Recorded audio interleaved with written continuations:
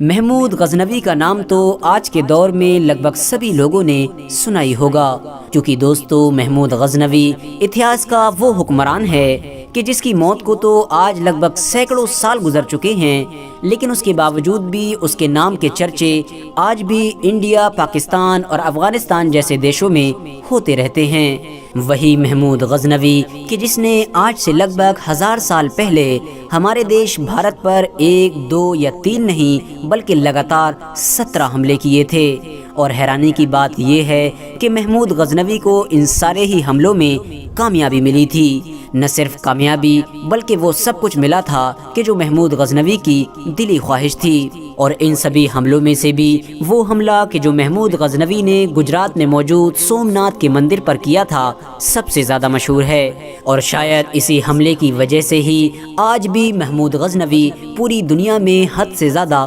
مشہور ہے۔ دوستو محمود غزنوی کون تھا، کہاں سے تھا، کس دور میں تھا، اور آخر محمود غزنوی نے اپنی پوری زندگی کیسے گزاری تھی، یہی ساری چیزیں آج کی اس ویڈیو میں ہم آپ کو بتانے والے ہیں۔ ساتھ ہی ساتھ ہم آپ کو یہ بھی بتائیں گے کہ آخر محمود غزنوی سے جڑی سومناتھ کے مندر کی اس کہانی کی سچائی کیا ہے، اور آج کی اس ویڈیو میں آپ لوگ نہ صرف محمود غزنوی کی زندگی کے بالکل آخری پلوں کے بارے میں جانیں گے، بلکہ ساتھ ہی ساتھ ہم آپ کو افغانستان میں موجود محمود غزنوی کی قبر سے جڑے ایک ایسی راز کے بارے میں بتائیں گے کہ جسے سن کر آپ لوگ ضرور حیران ہو جائیں گے۔ تو دوستو سب سے پہلے تو ہم آپ کو یہ بتاتے چلیں کہ محمود غزنوی کی یہ کہانی شروع ہوتی ہے آج سے لگ بھگ 1100 سال پہلے، کہ جب آج کے دور کے ایران، افغانستان، پاکستان اور ازبکستان جیسے دیشوں پر ایک مسلم سلطنت قائم تھی، جس سلطنت کو سامانید سلطنت کے نام سے جانا جاتا تھا۔ دوستو جب یہ سلطنت اپنے آخری دنوں میں کمزور ہونا شروع ہوئی تو اس کے لگ بھگ سارے ہی گورنروں نے اپنی اپنی آزادی کا اعلان کر دیا۔ اس سلطنت کا ایک گورنر کہ جس کا نام سبکتگین تھا اور جس کے انڈر میں غزنی کا علاقہ آیا کرتا تھا، اس نے بھی یہ حالت دیکھ کر اپنی آزادی کا اعلان کر دیا، اور اس طرح سے سبکتگین نام کے اس عام گورنر نے اپنی ایک چھوٹی سی سلطنت کی بنیاد رکھی، جو آگے چل کر پورے اتہاس میں غزنوی سلطنت کے نام سے مشہور ہوئی، اور یہی وہ سبکتگین تھا کہ جس کے بیٹے کو آج پوری دنیا محمود غزنوی کے نام سے جانتی ہے۔ دوستو جس دور میں سبکتگین نے غزنی سلطنت کی گدی سنبھالی تھی، اس دور میں محمود غزنوی کی عمر بہت کم تھی۔ یہی وجہ ہے کہ سبکتگین نے شروع سے ہی اپنے بیٹے کی جنگی تربیت پر فوکس کیا، کیونکہ سبکتگین چاہتا تھا کہ جس چھوٹی سی سلطنت کی میں نے بنیاد رکھی ہے، اس سلطنت کو میرا بیٹا اپنی محنت اور ہوشیاری کے بلبوتے پر اتنی اونچائیوں تک لے کر جائے کہ آنے والے دور میں میری سلطنت اتہاس میں ہمیشہ ہمیشہ کے لیے مشہور ہو جائے۔ اور یقیناً محمود غزنوی بھی اپنے والد یعنی فادر کی امیدوں پر کھرا اترنا چاہتا تھا۔ یہی وجہ ہے کہ اتہاس کار لکھتے ہیں کہ 20 سال کی عمر ہونے تک محمود غزنوی اتنا زیادہ قابل ہو چکا تھا کہ کوئی بھی بڑے سے بڑا فوجی بھی اس سے مقابلہ نہیں کرنا چاہتا تھا، بلکہ تاریخ پنجاب میں تو یہ بھی لکھا گیا ہے کہ محمود غزنوی جنگ میں جن ہتھیاروں کو استعمال کیا کرتا تھا، ان ہتھیاروں کو کوئی دوسرا عام فوجی استعمال نہیں کر پاتا تھا، کیونکہ وہ ہتھیار حد سے زیادہ بھاری ہوا کرتے تھے۔ دوستو اب دھیرے دھیرے محمود غزنوی نے اپنے فادر کے ساتھ لگ بھگ سبھی جنگوں میں شامل ہونا بھی شروع کر دیا تھا، لیکن دوستو محمود غزنوی کی زندگی کا سب سے بڑا امتحان اس وقت ہوا کہ جب سبکتگین نے اپنے پڑوسی راجا کی سلطنت پر حملہ کیا، اور یہ پڑوسی راجا کوئی اور نہیں بلکہ ہمارے دیش بھارت کا راجا تھا، جس کو آج کے دور میں ہم سب لوگ جے پال کے نام سے جانتے ہیں۔ سبکتگین کے حملے کے جواب میں جے پال بھی ایک بڑی فوج لے کر مقابلے کے لیے نکل پڑا۔ دونوں فوجوں میں بڑی زبردست جنگ ہوئی، اور اس جنگ میں محمود غزنوی نے بھی اپنے آپ کو ثابت کرنے میں کوئی کسر نہیں چھوڑی۔ لیکن دوستو جے پال کی فوج کے ساتھ سب سے زیادہ پریشانی کی بات یہ تھی کہ جس علاقے میں یہ جنگ لڑی جا رہی تھی وہ حد سے زیادہ ٹھنڈا علاقہ تھا، اور جے پال کی فوج میں زیادہ تر سینک ایسے تھے کہ جو ٹھنڈ برداشت کرنے کی قابلیت نہیں رکھا کرتے تھے۔ جس کی وجہ سے جے پال کی فوج محمود غزنوی کی فوج کے سامنے زیادہ دیر نہ ٹک سکی اور مجبوراً جے پال کو سبکتگین سے یہ درخواست کرنا پڑی کہ آپ 10 لاکھ درہم کے بدلے ہم لوگوں سے صلح کر لیجئے۔ سبکتگین اس بات پر فوراً راضی ہو گیا،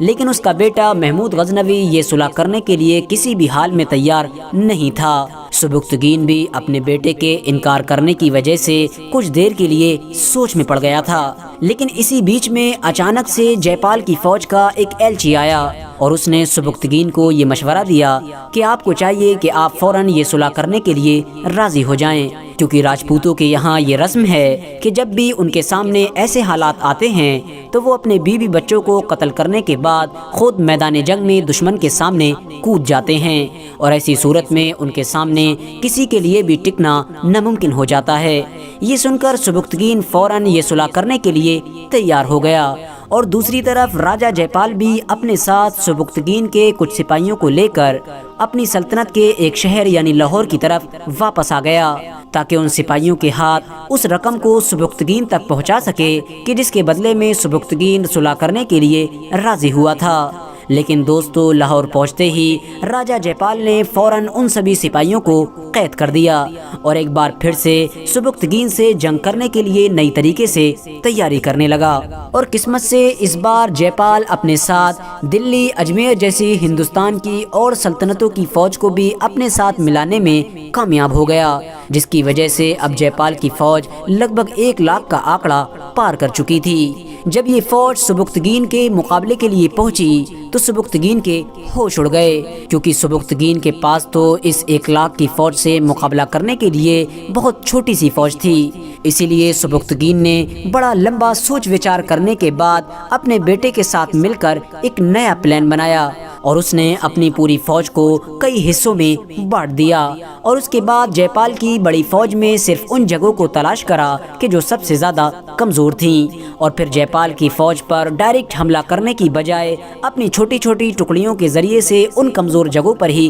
حملہ کروایا۔ سبکتگین کا یہ عجیب اور انوکھا پلان کام کر گیا، اور جے پال کی فوج چاہ کر بھی سبکتگین کے مقابلے میں نہ ٹک سکی، اور ایک بار پھر سے جے پال کو بڑی بری طرح سے ہار کا سامنا کرنا پڑا، جس کی وجہ سے نہ صرف ہندوستان کا بہت سارا علاقہ سبکتگین کی سلطنت میں شامل ہو گیا، بلکہ ساتھ ہی ساتھ سبکتگین نے دھوکہ دینے کے جرم میں جے پال سے اس بار بہت ساری رقم بھی وصول کی۔ لیکن دوستو، کچھ وقت کے بعد ہی محمود غزنوی کے والد یعنی فادر سبکتگین کی وفات ہو گئی، جس کی وجہ سے اب غزنوی سلطنت کی پوری باغڈور محمود غزنوی کے ہاتھوں میں آ گئی تھی۔ دوستو، محمود غزنوی نے اپنی سلطنت کا سارا سسٹم سنبھالنے کے بعد سب سے پہلے ہندوستان کی طرف نظر کی، کیونکہ دوستو ہندوستان کو فتح کرنا تو محمود غزنوی کا سب سے بڑا سپنا تھا۔ دوستو، محمود غزنوی نے بھارت پر اپنا پہلا بڑا حملہ 1001 میں کیا، اور یہ حملہ کسی اور پر نہیں بلکہ غزنوی سلطنت کی پڑوسی ریاست کے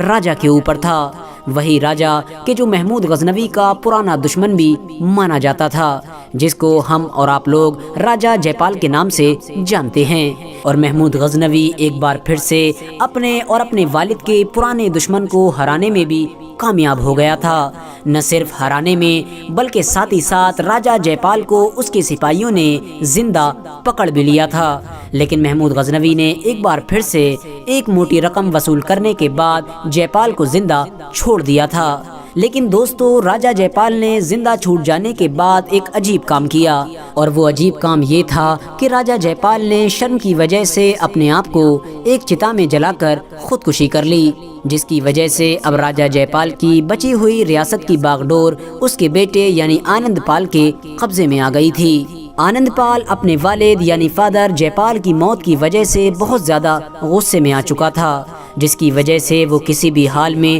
محمود غزنوی سے اپنا حساب چکتا کرنا چاہتا تھا، اور اسی وجہ سے اس نے محمود غزنوی کے اوپر کئی بار حملہ کیا۔ لیکن دوستو، پہلے کی طرح ہر بار آنند پال کو محمود غزنوی کے مقابلے میں ہار کا ہی سامنا کرنا پڑا۔ لیکن پھر آخرکار 1008 میں آنند پال نے ایک بڑی جنگ کرنے کا فیصلہ کیا، اور اس جنگ سے پہلے آنند پال نے وہ تیاری کی کہ جس کی شاید محمود غزنوی نے کبھی امید نہیں کی تھی۔ آنند پال نے اپنے ساتھ ہندوستان کی بہت ساری سلطنتوں کو ملا لیا، جن میں دلی، قنوج، گوالیار اور اجمیر جیسی بڑی بڑی ریاستیں بھی شامل تھیں۔ اس بڑی فوج کے ہتھیاروں کا انتظام کرنے کے لیے اب پیسوں کی بھی سخت ضرورت تھی، جس کی وجہ سے اس دور کی ہندوستان کی بہت ساری عورتوں نے اپنا زیور بیچ کر اس بڑی فوج کے لیے ہتھیاروں کا انتظام کیا تھا۔ اور 1008 میں ہونے والی اتہاس کی یہ مشہور جنگ بھی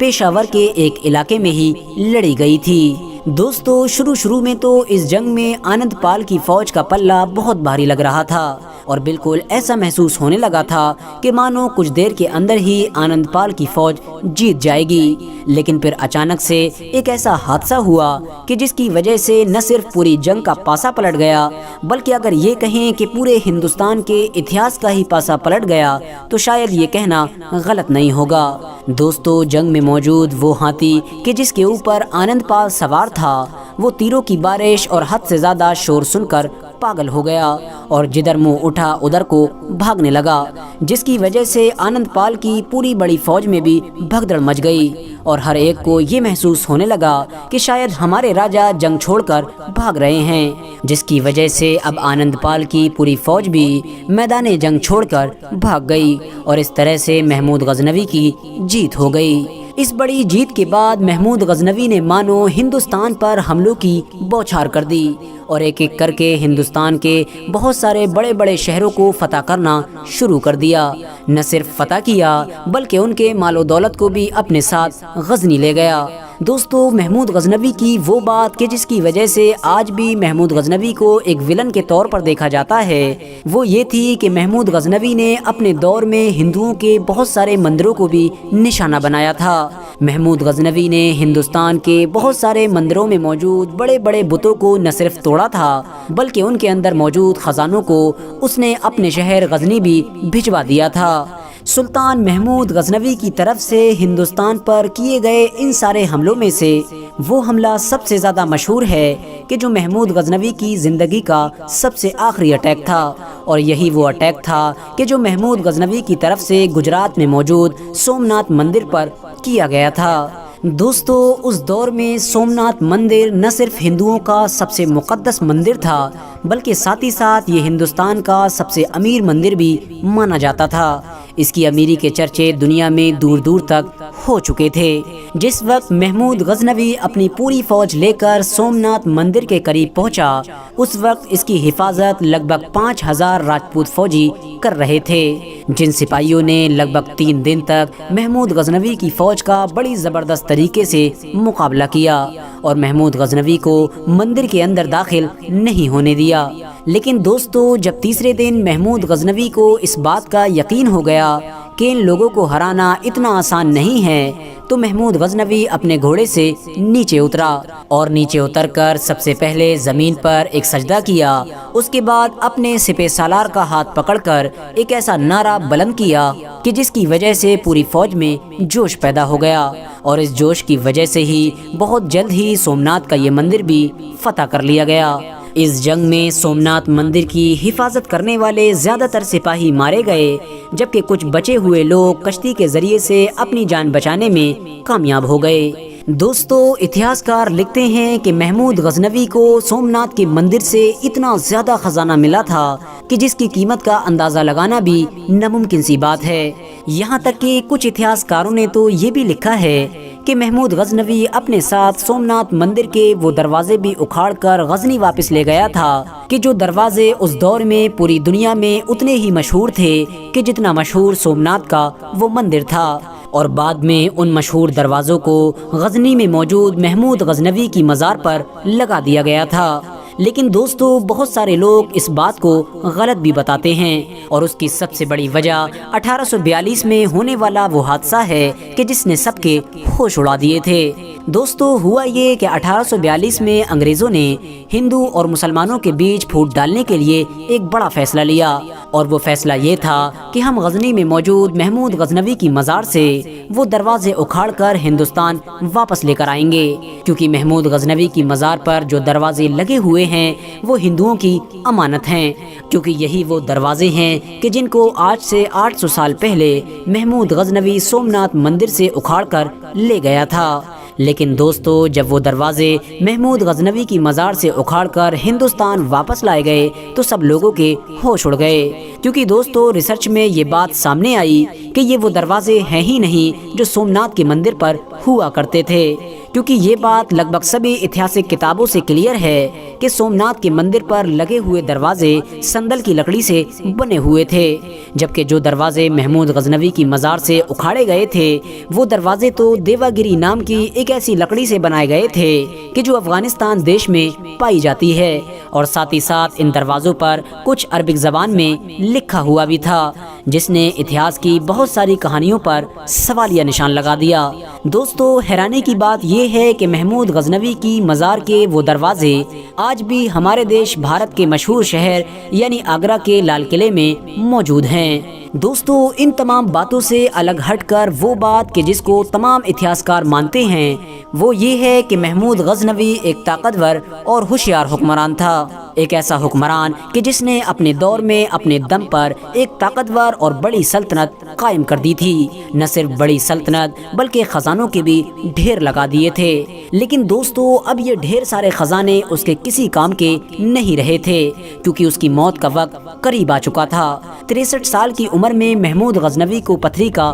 मर्ज हो गया था, जिसकी वजह से अब महमूद गजनवी बहुत ज़्यादा उदास रहा करता था, क्योंकि महमूद गजनवी को ये यकीन हो चुका था कि अब उसकी ज़िंदगी के आखिरी दिन चल रहे हैं। अपनी मौत से सिर्फ एक दिन पहले महमूद गजनवी ने अपनी फ़ौज की परेड कराई। महमूद गजनवी खुद एक पलंग पर टेक लगाकर लेट गया था। उसके सामने से सबसे पहले उसकी 1 लाख की पैदल फौज और उसके बाद 50,000 की घुड़सवार फौज को गुजारा गया, और साथ ही साथ आखिर में लगभग 1300 उसके फौजी हाथियों को भी गुजारा गया। लेकिन दोस्तों वो ये मंजर देखकर बहुत ज़्यादा परेशान था और मन ही मन में रो रहा था, क्योंकि शायद महमूद गजनवी ये सोच रहा था कि उसकी ज़िंदगी भर की कमाई हुई दौलत अब शायद उसके किसी भी काम की नहीं रही है। आखिरकार 29 अप्रैल 1030 को 63 वर्ष की उम्र में महमूद गजनवी का इंतकाल हो गया। महमूद गजनवी की कब्र आज के दौर में अफगानिस्तान के गजनी शहर में